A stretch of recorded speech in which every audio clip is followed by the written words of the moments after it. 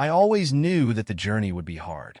Growing up as a pastor's child, my life was a constant battle between faith and the world outside. The church where my father preached was my second home, and our family's beliefs were the foundation of everything I did. But being surrounded by people who didn't share the same values, that was where the real challenge lay. From a young age, my mother had drilled into me the importance of keeping myself until marriage.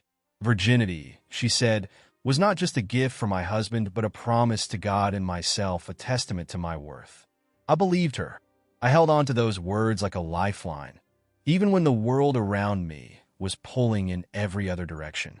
High school was where it really began. Most of my friends had boyfriends by the time they were 16, and by senior year, their relationships had become a whole new level of serious. There were parties, late-night sleepovers, and endless stories shared between us girls about their encounters with boys. They didn't hide it, nor did they think twice about what they were doing. In their eyes, intimacy was just another step in growing up. But for me, it wasn't so simple. Come on, Naomi, just one kiss. What's the harm? I remember Layla, my best friend, nudging me at one of her birthday parties. We were 17, and she was already on her second boyfriend of the year. We stood by the punch table, and she pointed toward a group of boys at the corner of the room. Tyler's into you. It's just for fun. You don't have to do anything more. I had laughed it off, saying I wasn't interested. But deep down, I felt the pressure. It wasn't just Tyler or Layla. There were many moments like that. Moments where I stood at the edge of temptation, watching my friends disappear into rooms with boys, giggling, knowing what awaited them. They never pressured me outright, but their carefree laughter, the stories they shared afterward, they made me feel like I was missing out on something. But I never gave in. I wasn't ready, and I knew it wasn't just about readiness. It was about my promise. A promise to my parents, to God, and most importantly, to myself. I was 23 when I met Michael, and by then, I had grown confident in my decision to wait. After surviving high school and university, holding fast to my beliefs, I felt like nothing could shake me. The challenges I had faced, the late-night parties, the whispered temptations, had all hardened my resolve. Then Michael came into my life. We met at a friend's wedding, and the moment I saw him standing by the bar, I felt something different. He wasn't like the men I had met before. He was poised, charming, and carried an air of quiet confidence. We started talking, and soon enough, we were dating. Michael was from a well-to-do family. His father was a successful businessman, his mother an attorney, but his upbringing was far more liberal than mine. I had expected his family to be excited about us, but from the very beginning, I noticed something unsettling whenever I visited them. Michael's mother, in particular, would make comments that left me feeling uneasy.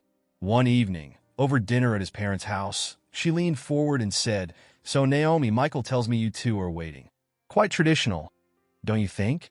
You know, times have changed." I could feel my face burn, the tension thick between us. I glanced at Michael, but he was avoiding eye contact. He cleared his throat. "Yeah, Mom, it's important to both of us." She smiled, but it wasn't warm. "I just hope you're not making this decision for someone else, dear." Sometimes, people take on values they don't really believe in. Her words hung in the air, and I knew what she was implying. That perhaps I was hiding behind my upbringing, making choices because of my strict religious background, rather than for myself. It stung more than I expected.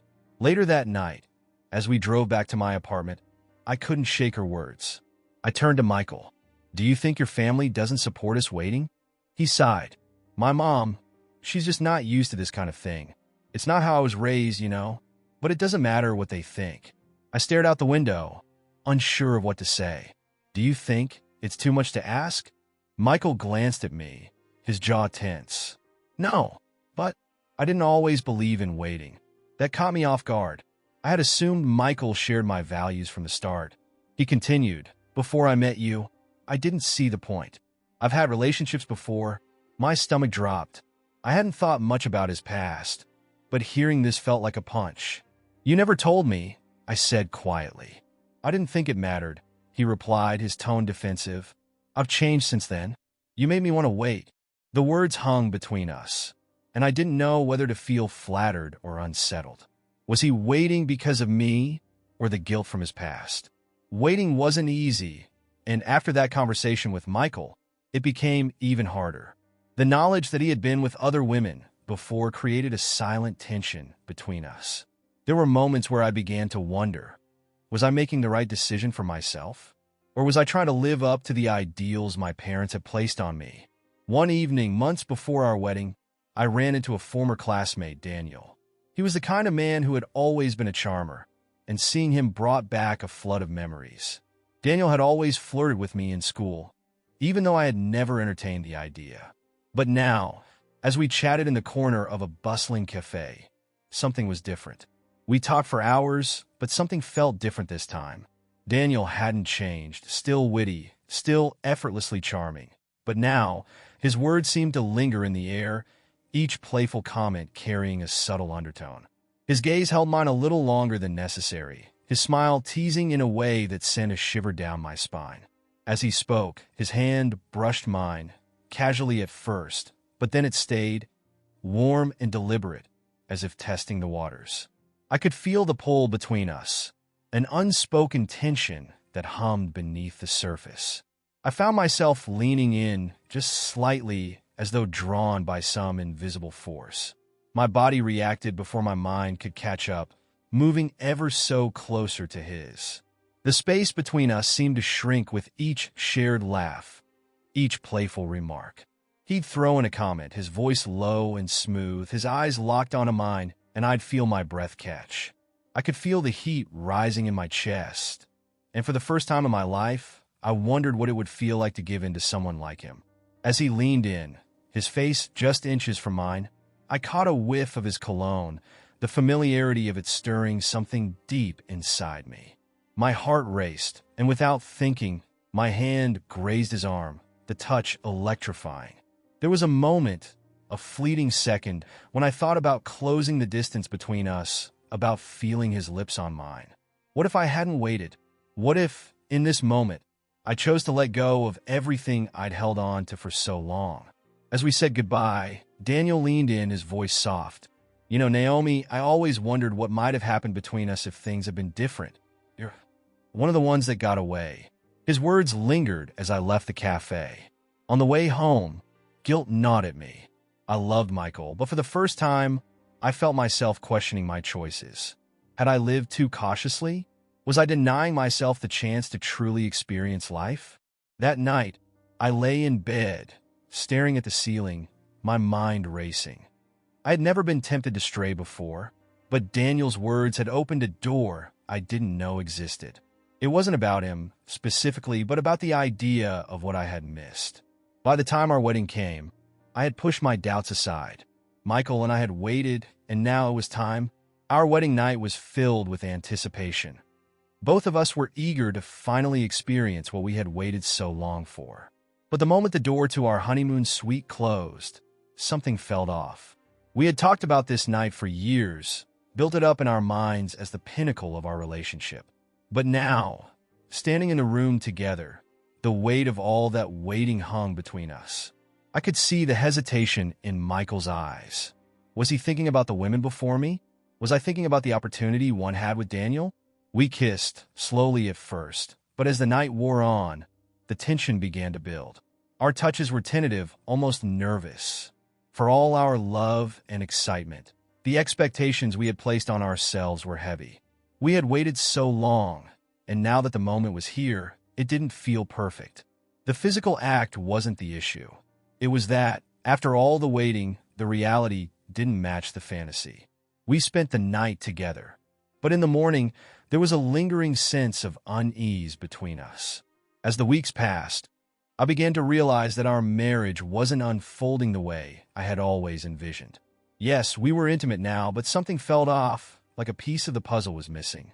The connection I thought would naturally deepen after our wedding night wasn't there. Michael seemed distant at times, and I couldn't shake the feeling that he was holding something back. I began to wonder if we had misjudged everything, if waiting had somehow left us with unrealistic expectations. One evening, after a quiet dinner, the unease between us felt heavier than ever. I couldn't stand it anymore. "Do you ever regret waiting?" I asked, my voice tentative but desperate for clarity. Michael froze, his fork hovering over his plate mid-bite. His eyes darted away for a moment, like he was considering how to respond. "What do you mean?" he asked cautiously. "I mean, do you think we put too much pressure on ourselves? That maybe we build it up too much in our minds? And now, it's just not what we expected." He sighed, placing his fork down and meeting my gaze with a seriousness that unsettled me. "I don't regret it, Naomi," he said, but there was hesitation in his voice. "But I think we've been holding on to this idea that waiting would magically fix everything, that once we got married, intimacy would just fall into place. But it's not that simple." I felt my chest tighten. "What are you saying?" I pressed. He hesitated again, clearly struggling with how to express what was on his mind. "Naomi, I think we're different when it comes to intimacy. What feels normal and comfortable for you, it feels limiting for me. I want us to explore more, to do things that push boundaries." My heart pounded. "What do you mean by more?" Michael looked away, avoiding my eyes, and then, with a quiet determination, he began to describe what he wanted, things that, to me, seemed wild, unorthodox. My stomach turned with each new revelation. The more he spoke, the more alien the man I married began to feel. I could feel my face flushing, a wave of disgust rising inside me. "That's what you want?" I stammered, the shock evident in my voice. He nodded slowly. "I thought maybe we could try. You might even enjoy it." I stood abruptly, the chair scraping loudly against the floor. "I can't believe you. Is that what you've been thinking this whole time?" My voice was shaking with anger and disbelief. Without waiting for him to respond, I stormed out of the room, slamming the door behind me. For the rest of the evening, I stayed in our bedroom, my mind spinning with a mix of anger and confusion. How could he want those things from me? The thought made my skin crawl. I had waited, we had waited, and now he wanted that? But as I lay in bed, staring at the ceiling, a strange calmness began to settle over me. I had never been one to judge others' desires, and deep down I knew I loved Michael. Maybe this was his way of sharing a part of himself with me that he had been afraid to show. Maybe I had built up my own walls without realizing it. By the time Michael came to bed, the air between us was thick with tension. He was quiet, likely waiting for me to say something, anything. The room was dim, shadows playing across the walls from the streetlights outside. I turned over, facing him, and with a deep breath, I whispered, "Let's do it." He blinked, confused. "Do what?" "The things you want. The things you said at dinner," I whispered, my voice unsteady but firm. "I want to try." The surprise on his face quickly morphed into something else, something that sent a shiver through me. He leaned closer, his eyes searching mine to make sure I meant it. And then, with the lightest of touches, he pressed his lips to mine. The kiss started soft but quickly grew more intense, more charged than anything we had ever shared before. My body responded almost instinctively, the barriers I had built crumbling away. Every kiss, every touch felt electric, and before I knew it, we were tangled together in a way that I had never experienced. We didn't hold back this time. Everything he had described, every daring, intimate thing, I let myself surrender to. And to my surprise, it wasn't just for him. I found myself lost in the pleasure, swept away by the sensations that felt far more exhilarating than I had imagined. What began as fear and discomfort turned into excitement. And for the first time, I saw a side of intimacy I had never known existed. We moved together with a newfound passion, exploring each other in ways we hadn't dared before. And I realized something that night. This wasn't about losing control. It was about deepening the trust we had in each other. As the hours passed, the heat between us only grew, and I found myself enjoying every moment, every new experience. It wasn't just about giving in to his desires. It was about opening myself up to a deeper connection, one that I hadn't been able to see before. When we finally collapsed beside each other, breathless and spent, I couldn't help but smile. It had been the most intense, satisfying night of my life.